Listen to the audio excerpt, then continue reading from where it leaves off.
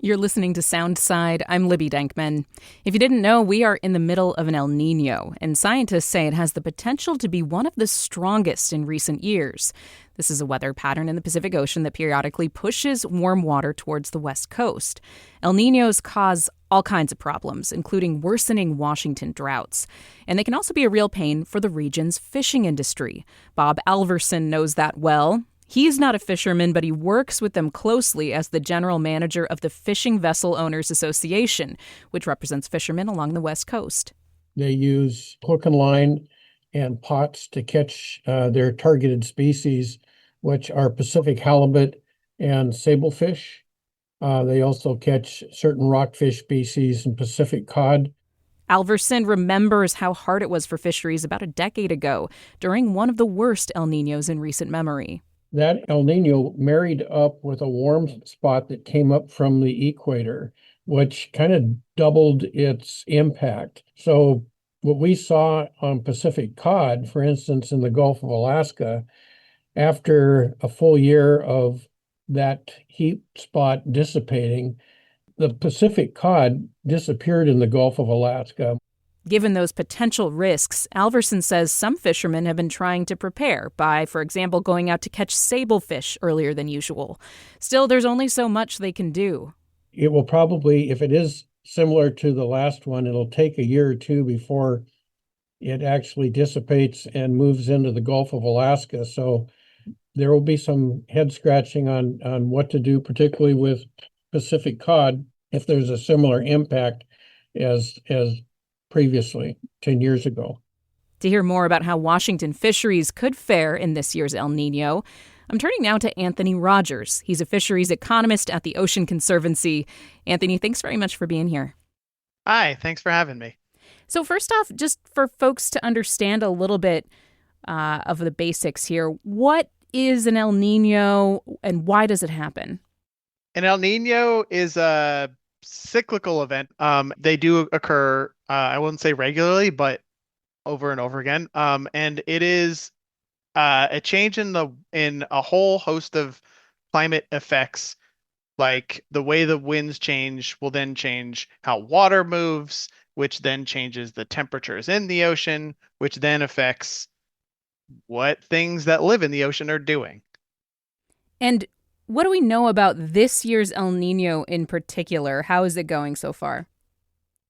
We know that this one is on track to be one of the strongest we've ever seen. It is they sort of they being NOAA, the National Oceanic and Atmospheric Administration, they sort of project out what's the likelihood of an El Nino, because it's sort of warming up right now as we speak. And I think as of the last time I checked, right now it's an 81% chance to be one of the strongest we've ever seen.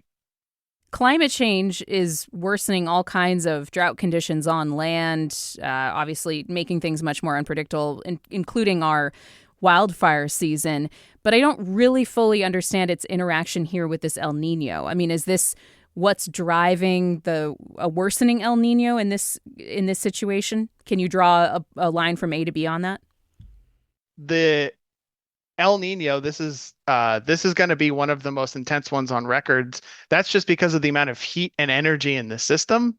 And so for the same reason that climate change can drive bigger, more intense storms throughout the country, the El Nino similarly is sort of supercharged by climate change.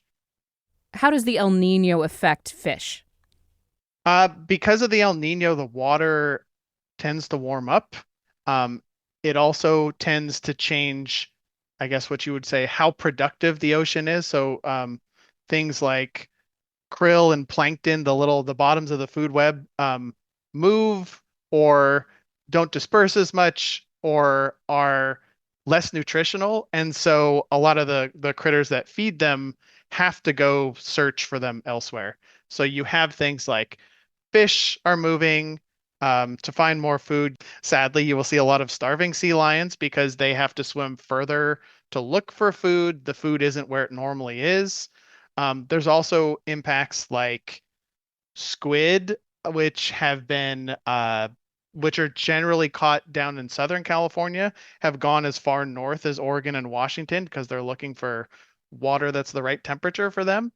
And so you just have this whole host of cascading effects and then sort of secondary and third impacts. So another one that happens a lot is whales come closer to shore and hang out for longer than they normally do, which means they start being in the water the same time the crab season starts, which means that you start to have an increase in whales that are entangled in some of the fishing gear. Oh, that's interesting. Anecdotally, I have family who live right on the water in Port Orchard, and they have said they have seen a lot more orcas really close to shore. I don't know if it's already affecting us here in the Puget Sound, but um, so what does it mean for Washington's fisheries when you see all these changes in how marine life are reacting to El Niños? And I think particularly about the financial fallout for this year's worsening El Nino that's looking to be on track to be a historic one.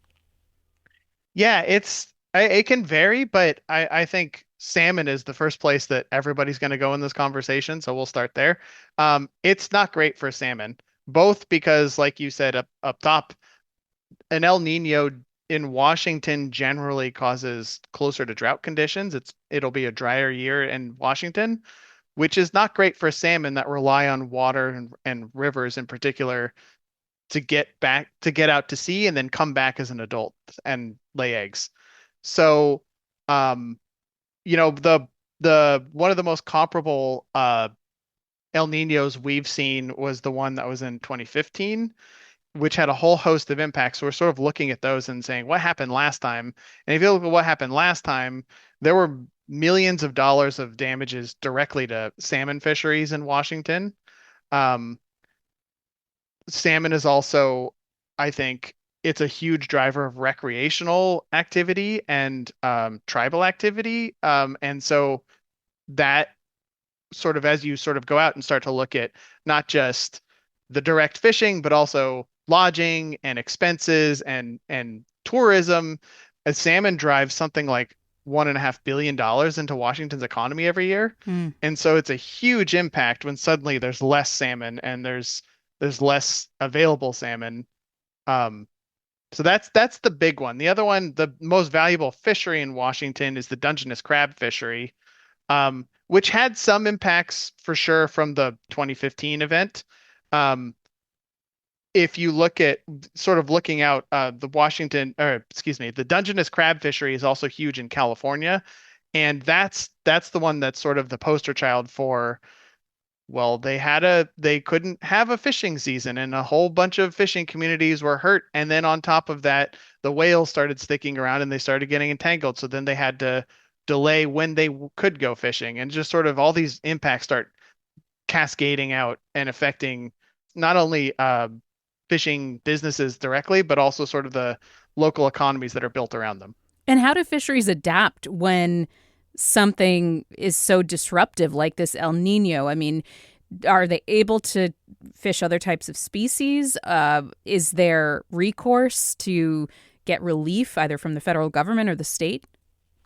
Yeah, so this is something I study very closely. It's very difficult to answer because fishermen are very good at sort of rolling with the punches. So some fishermen, for example, will hold permits for different species and they will, if one year one is not performing as well, they'll go fish for something else. Or they're not finding them in the usual spots, they'll go fish somewhere else on the coast and they kind of move around. So that's sort of how fishermen deal with a lot of this risk. The problem is when we're talking about something like the El Nino, this is such a huge impact. It's what we call like a major shock to the system. Those sort of strategies it don't work out the same way.